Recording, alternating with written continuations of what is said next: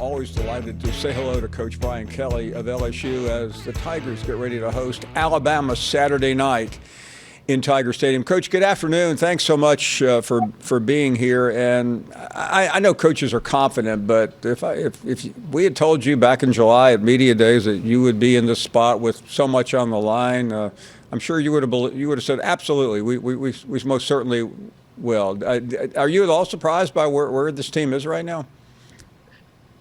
Well, I think anytime that you go in and you have a new way of doing things, and that's clearly, Paul, what this is about, right? A new head coach, a new way of, setting standards. You just don't know how the guys are going to react to it. And I'm really proud of the way they have just given everything to do the little things the right way. And that's not easy, right? I mean, making changes and, at my age is difficult to do. And 18 to 21-year-olds is even more difficult. So really proud of the way they've made the changes. And so, I don't know that I really kind of wrote down, hey, what that number looks like, but I'm really pleased with the progress that they've made addressing the changes that needed to be made here. And that was living up to the standards of the pride and tradition of LSU football. Coach Kelly, we saw you a couple weeks ago before the Ole Miss game, and that game really helped. You followed the Florida win and put yourself in this position. But the stakes are different now. Here we were talking about early games, mid-afternoon games, now primetime games. And I know you can't get ahead of yourself, but as you look at Alabama, you've seen this school before in your former jobs. What do you see when you see this team on film and obviously when you look down and look at their charts? Well, it's the SEC. So the first thing you see is outstanding talent all around. But, it doesn't end there. It's outstanding coaching. So, when you take a group of outstanding athletes and then they're well coached and there's a consistency in what they do and what they're taught.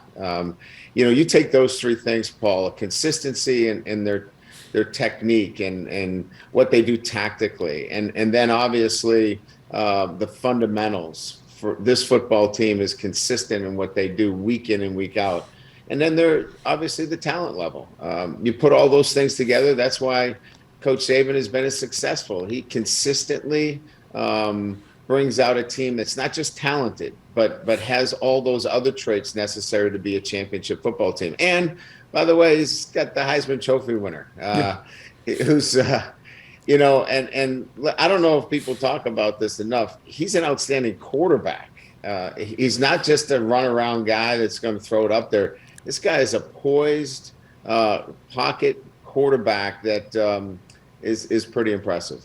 Coach, you mentioned Nick Saban, and I mean, we almost just robotically praise him for all of he has done, and you know that, and you know him well. But in terms of the two of you, being among the very best coaches in the game, when you talk to him, when you see him, what is your relationship, and what do you guys talk about? Well, we go all the way back to the Mid-American Conference where he was at Toledo. I was at Central Michigan. Obviously, his days at Michigan State, I'm quite familiar with a lot of people that, we've coached together with. So we have a lot of common friends and have been in the business a long time. Both of us well over 30 years and being head coaches. So, I just think there's so much respect for each other in terms of what each of us have gone through relative to the different, eras of college football, the great changes and being able to adjust, from, we talk about transfer portal today and NIL.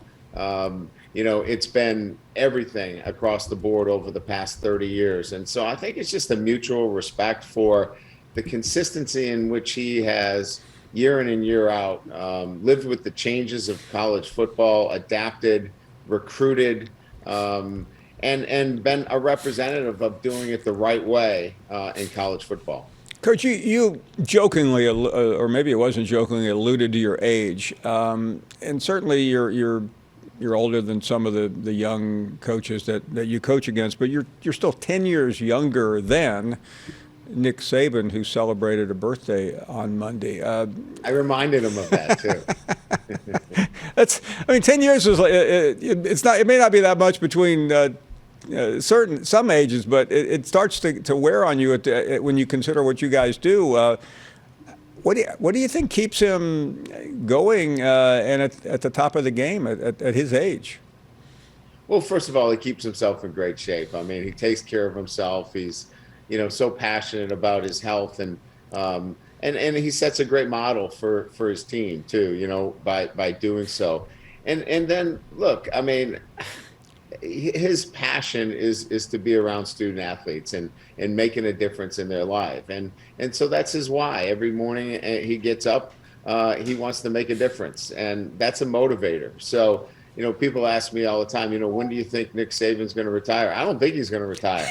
I think if Nick Saban's health is good, and I don't have any privy inside information, but if his health is good and he can continue to do the things that he loves to do, he's going to be coaching football for a lot longer. It's not really a question that we're asking you. We have asked him, but do you see yourself coaching at this level in 10 years, 15 years?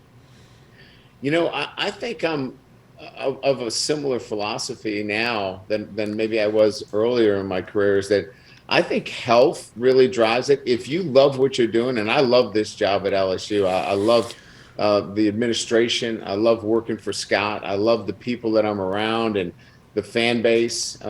It's for me what I've been looking for in my career, and so that energizes me, and I have so much to give to these young men on a day-to-day basis. If my health is good and they still want me back here each and every year, I'm going to keep showing up to work. You may have noticed they're pretty happy with you so far. And I'd like to ask you about that before you get back to work, getting ready for this game, is that it seems like, not that you had anything to prove to the critics, but there was a lot of sniping when you took this job. I don't hear anyone sniping any longer. Does that matter to you, or do you just worry about what you can control? Well, I mean, I'd rather have everybody in accord. Obviously, the fan base is going to be happier when you're winning football games. I get that. I've been doing this for a long time. But coming here to the state of Louisiana, I get what our fan base wants. They want a football team that represents the pride and tradition of LSU football. Play hard for 4 quarters, represent the university in a manner that, this football team is well prepared, well coached, and they should have that expectation. And I told them, look, I don't know how many wins we're going to have this first year, but you should expect a team that plays hard for 4 quarters and is well coached. And I think we've delivered on that. We've got some flaws and we've got some work to do, but if we continue to work to that vein, I think this football team is going to get better and better. Well, you're already ranked in the top 10. I know it's a flashpoint of the season, but expectations will continue to go up. Coach, I always feel terrible grabbing you out of whatever you're doing for an interview, but we certainly appreciate it and enjoy the conversations, and we hope to see you soon. Enjoy being on, Paul. Thanks for having me. You bet. Coach Brian Kelly joining us from Baton Rouge.